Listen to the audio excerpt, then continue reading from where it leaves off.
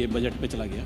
और यूसीसी जो uniform civil code की आप बात कर रहे थे अभी कि हमने ऐतिहासिक काम किया, मुझे याद है कि यहाँ मतदान था और मतदान से ठीक एक दिन पहले प्रीतम सिंह जी, आपको भी याद होगा कि मुख्यमंत्री जी का एक वक्तव्य आया था कि हम यूनिफॉर्म सिविल कोड लागू करेंगे। यानी फरवरी में चुनाव था और जून ख़त्म होने को है, और ड्राफ्टिंग कमेटी की एक बैठक भी नहीं हो पाई जो ड्राफ्ट करेगी उस कानून को, एक बैठक भी। देखिए, जब हम चुनाव में जाते हैं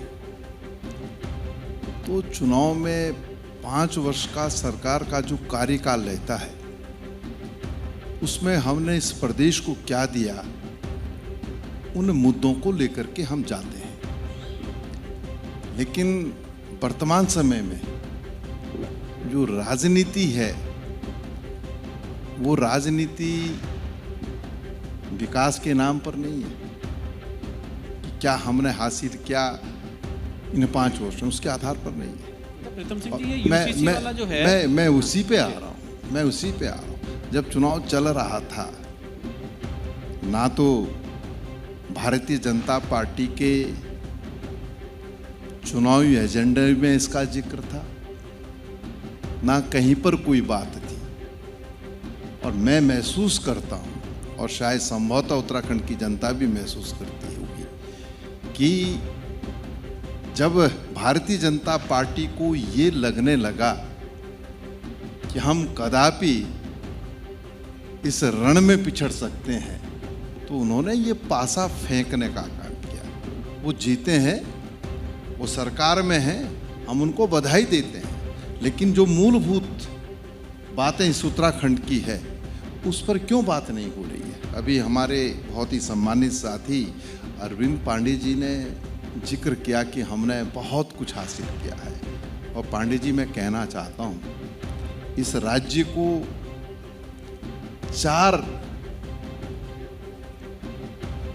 जो है 5 नहीं, मैंने कहा ना कि जो बजट हमको मिलता है वो 4 जो अलग अलग वो हैं उसके माध्यम से मिलता है। एक बजट हमारा होता है जो राज्य का बजट होता है। आप 2019 और 20 के बजट को देखिए, जिस बजट को आप पूरा खर्च नहीं कर पाए, आप यही कमोबेश स्थिति आपकी 20 और 21 में रही, कमोबेश यही स्थिति आपकी 21 और 22 के बजट में रही। बाह्य सहायतित योजनाएं हम के माध्यम बाह्य सहायतित के माध्यम से हमको बजट मिलता है, उसमें भी जो बजट हमको मिला उसको आप पूरा खर्च नहीं कर पाए।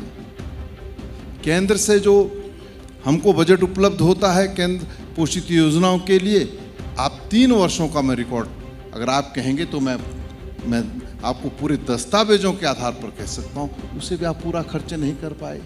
नाबार्ड से आपको जो पैसा मिला उससे आप खर्च नहीं कर पाए, और अभी आप अपनी पीठ थपथपा रहे हैं। आपने 65 करोड़ का जो बजट प्रस्तुत किया है, मैं कहना चाहता हूँ कि 16.7%, 65,000 करोड़, मैं 65,000 करोड़ का तो बजट प्रस्तुत किया। उस 65,000 के बजट में जो हमारे निर्माण या विकास के लिए जो बजट है वो मात्र 16.7% है। बाकी तो जो कमिटेड एक्सपेंडिचर हैं उसमें खर्च हो रहा है। तो किस आधार पर सरकार कह रही है कि हमने नए नए जो है विकास के आयाम इस प्रदेश के अंदर स्थापित करने का काम किया है।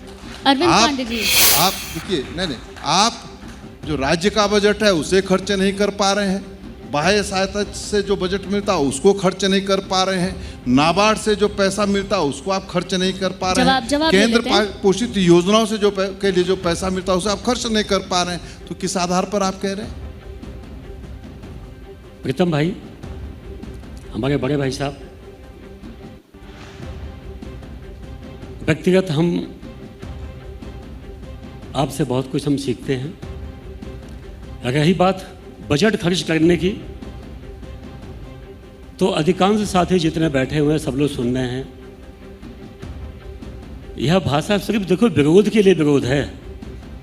रही बात बजट खर्च करने की, तो बहुत से आगे भी कॉन्क्लेव होंगे, हम आप मिलेंगे।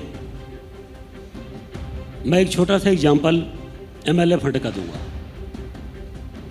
एमएलए फंड में हम लोग विधायक चिट्ठी लिखते हैं, पैसा पास होता है, टेंडर होता है, काम भी हो जाता है, लेकिन जब तक वो उसको ठेकेदार को भुगतान ना हो जाए तब तक बजट खर्च नहीं माना जाता है। ऐसे ही जो 4 प्रकार का बजट प्रदेश को मिलता है, हम ये तो नहीं बोलेंगे कि 100% हमने बजट का सदुपयोग किया, कुछ कमी कहीं छूट गई होगी, रहा होगा, लेकिन अधिकांश बजट को हमने जनता के हित में उसका प्रयोग किया है, धरातल पर लगाने का काम किया है। और ये कई चीज़ें अजीत भाई देखो इत्तेफाक से नहीं होती हैं। इस सरकार ने बहुत ईमानदारी के साथ अपना काम किया है।